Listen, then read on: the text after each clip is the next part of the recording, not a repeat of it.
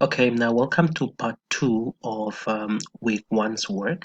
So we previously discussed the whole issue of functional form and all that. Now we are coming down to the fact that when you do the estimation, you always want to know the goodness fit of your model, and you also want to know how does that relate to the regressors that you have selected. In other words, does the data explain the model very well?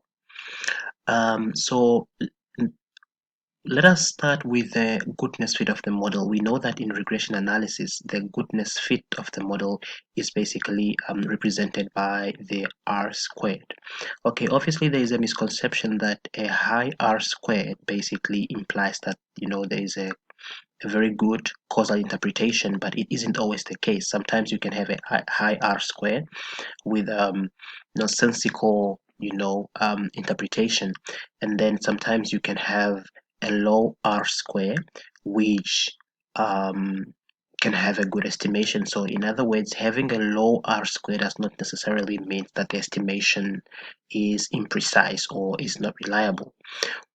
Why is it the case? Remember that the R square basically tells us the total variation in the dependent variable that is due to the independent variable. So in other words, we basically want to know what is the total variation in the regressant that is due to the regressors. Okay, now, so we actually know that we have two measures. We have the adjusted R square and then unadjusted R square. So the unadjusted is the ordinary R squared, whereas the adjusted one is the one that is actually adjusted degrees of freedom. So the denotation of the ordinary R squared is such that you basically take one minus, obviously we take the sum of residual squares of the number of observations, which is n, divided by the total of sum of squares divided by n, which is the number of observations. So, and this is basically the sample estimate of the R square of this one, which is the population R square. All right. Now, why is it that in most cases when we are making interpretations, we do not want to rely on the ordinary R square, but we want to actually rely on the adjusted R square? This is due to the fact that the adjusted R square basically, is adjusted of degrees of freedom, and that's why you actually see that instead of having the sum of residual square over n, we actually adjust it in terms of k, which is the number of parameters, and then minus 1. And then even the denominator, instead of just having the denominator as n, we adjust it to minus 1. And so therefore this is basically, we say it takes into account the adjustment in terms of degrees of freedom. And so one thing that we have to know is that the adjusted R square does impose a penalty. In other words, the moment each time you add an independent variable or each time you add a regressor, then it imposes a penalty. And so what happened is that only if the regressor that is added is statistical significant, then that is the only time you would experience an increase in the adjusted R square.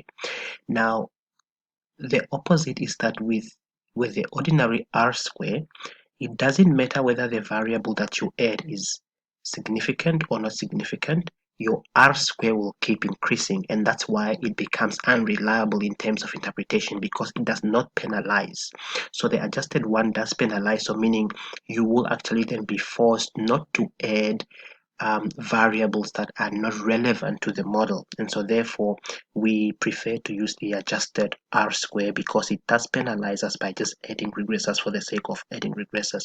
But for the ordinary R square, it doesn't matter what regressor you add, whether it's relevant to the model or not, your R square will basically increase.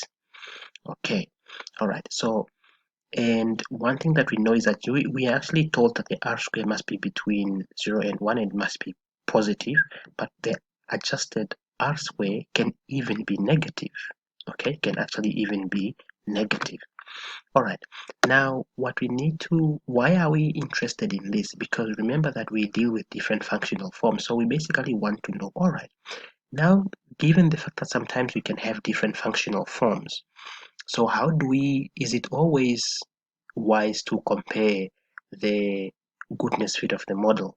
In other words, if I use the same data to estimate two different functional forms, does that mean that I can compare the um, R square or the adjusted R square? And do you remember probably in your econometrics 3 you might have come across nested and non-nested models. Okay, so we know that the nested models are basically a special case of the non-nested one. So the non-nested one being the loose one, and then the nested one is being the restricted one. So basically, for example, if we look at this relationship between, maybe um, sales and probably maybe say profit or whatever the case is. So we have these two models. We can actually see that the first model, sales enter the model as a log, so it's a semi-log model, and the second one, it's basically just an ordinary um, equation in terms of but it follows a quadratic functional form. So we can actually see that in the first case, we have um, one parameter, okay, one coefficient, which is beta 1. Of course, we can actually say there are two if we consider the y-intercept.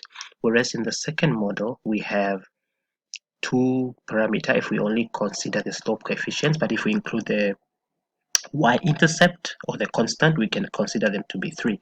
But whether or not we include the intercept or not, we can actually see that there is a difference in terms of number of parameters. Here in the first one we have one parameter, and in the second one we have two parameters, and so therefore, because of the difference in parameters, it will not be fair to compare the R square for the two models. In other words, a model that has got different number of parameters cannot be compared in terms of R square.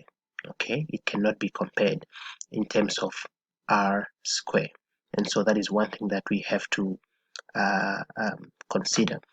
Then secondly, what if we have different dependent variables? In other words, what if our dependent variable or our regressant are defined differently? Again, let's look at this example. So for example, you have the first equation where the variable for salary is not locked, and in the second one it is locked. So, and we can actually see that in the equation where salary is not locked, the variation, if you look at the R square or even the adjusted R square, you know, it's way smaller. And then also if you look at this one, it's in the logged one, um, it's the variation is less. Okay, so what are we saying here?